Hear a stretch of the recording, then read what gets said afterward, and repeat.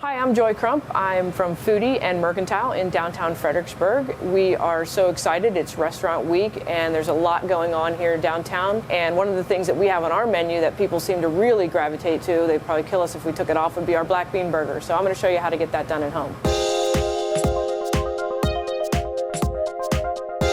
So we're going to work on our black bean burgers today, and I think a good veggie burger has got to have all the elements that people crave from a meat burger, from a meat-based burger. So we really try and mimic those things and give you the same sort of feel. So I've got black beans as my base. We have a little bit of vegetables, so we're using red onion and red pepper. We use rice and a little fresh breadcrumb and egg as a binder. And then I've got some seasoning, salt, ancho spice, which is just like a chili spice, and garlic powder. Really, really simple. So with any good veggie burger, you're going to have like really nice texture, nice weight to it. When you bite into it, you want to get a little bit of crunch. You want to taste a little bit of fat. Those are all the things that people want when they want like a nice messy cheeseburger. So we try and give you that same sort of sensation here. The mother of this thing is a black bean burger, obviously, that's what it is, so it's black beans. And these have really nice like starch inside, so that when you blend them up, it's going to automatically stick together really nicely. So all you need for this guy, for this recipe really, is a food processor. And you kind of want it, you want to make sure you have that because you need to break up these black beans. We puree some of them, and then some of them we leave whole, and again that's a real textural thing. So I go in first with my black beans, and then I hit some veg. In this case we're using red peppers. I use purple onion, and then also cilantro.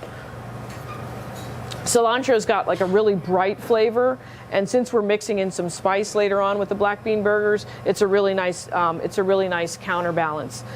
The thing that I think you need to not worry about at home is don't freak out if you don't have red peppers. If you've got green peppers, use green peppers. Don't freak out if you don't have purple onions.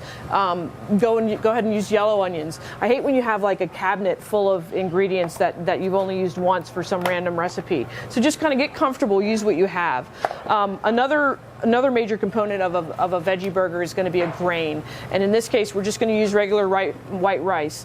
And you can kind of maybe sense that like this is it's got a cool like sort of southwestern Mexican vibe, like peppers, cilantro, black beans, rice. That's the whole idea, is that you give it a little bit of continuity and it feels like it all works together, which it does. So I throw it in the food processor and I'm going to turn it on.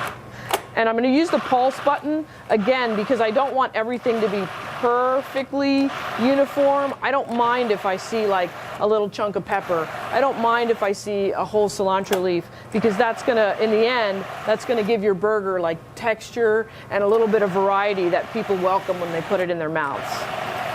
So I'm going to give this a nice little pulse here on the food processor. Pull it out, and you can see some of it is still in whole pieces, and others have been pureed a little bit, and that's what's going to work out in the end to help hold the whole thing together. So you're going to take this out of the food processor, and we're going to transfer it to a bowl.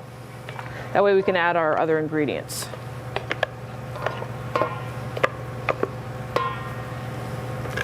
Now, if you were to kind of form this into a burger and put it in the oven like this, it's going to fall apart. It doesn't have enough to hold it together and bind it, and that's where the egg comes in. Egg contains protein, and those protein strands really hold everything together.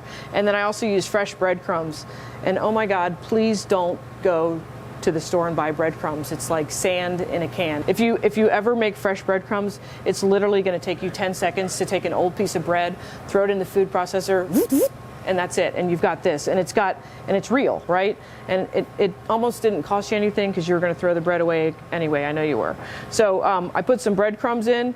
By the way, I'm going to put the recipe up, so I know how to do it by heart, but you'll have the exact measurements. And a little bit of egg yolk.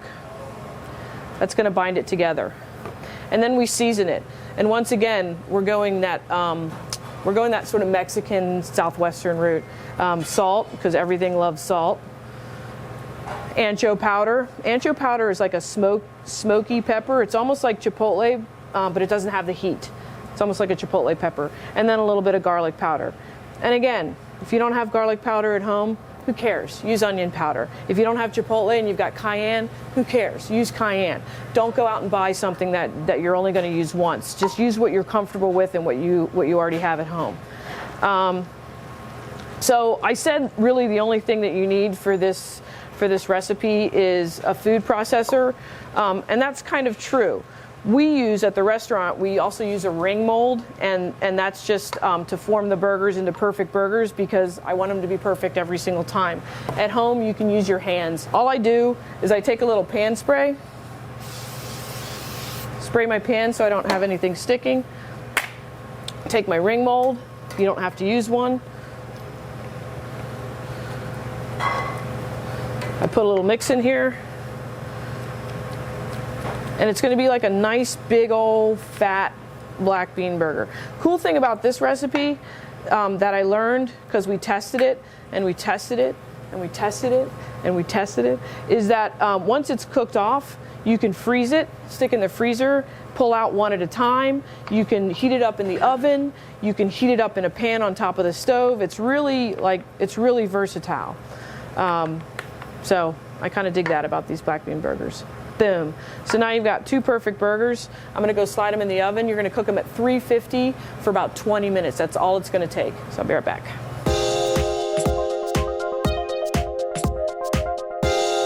All right. So I've got my two black bean burgers. So you can see some of the whole black beans that we left whole when we pureed it. We've also got mixed black beans in there. You can see like cilantro leaves, a little bit of stem, a little bit of red pepper. That all lends texture to your finished product, and I love that. So you can kind of see that you've got a lot going on in your burger. One of the things that we love to accomplish for vegetarians is we want to give them the same sensations that meat eaters get when they have like a really yummy burger. So they love the fat in that burger, they love the bacon, they love the cheese, the salt, the heat, all those things. So we try and give those elements in our black bean burger as well. And in this case, we're doing that by putting pimento cheese on the top, and we'll melt it.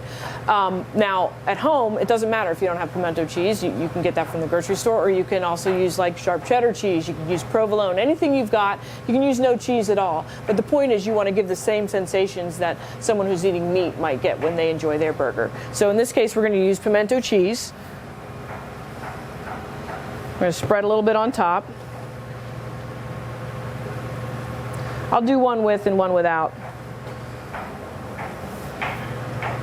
And you stick it back in the oven. And all you need is enough time to melt that cheese. So I'm going to stick it back in the oven. We'll be right back.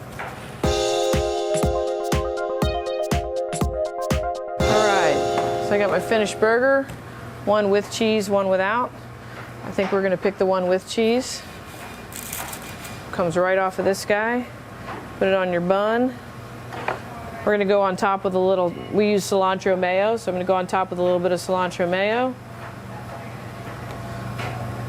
We got some crunchy lettuce.